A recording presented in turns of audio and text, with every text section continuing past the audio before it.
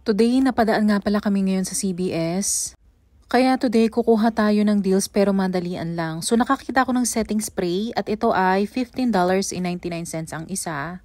Since kailangan ko na ng liquid eyeliner, kukuha din tayo nito. So ito ay $10.79 ang isa.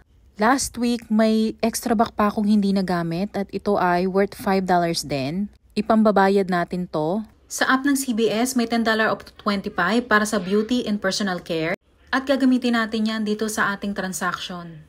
Ang total natin before coupon ay $26.78 plus taxes. And after ng Maryland tax, ito ay $28.39 yung total natin.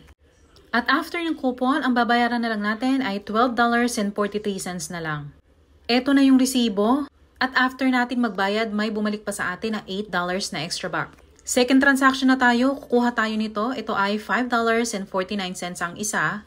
Kukuha din ako ng tide, ito ay $14.99. Kukuha din tayo ng gain, ito ay $9.99 ang isa. Gagamitin din natin itong manufacturer coupon. At pati yung extra back na nakuha natin na $8 kanina. Ang total natin before coupon ay $30.47 plus taxes. At after ng coupon, ito ay $18.30 na lang. Ito na yung resibo at after natin magbayad, may nakuha pa tayong $10 na extra bucks. Kaya lagi nyong i-check ang yung weekly deals.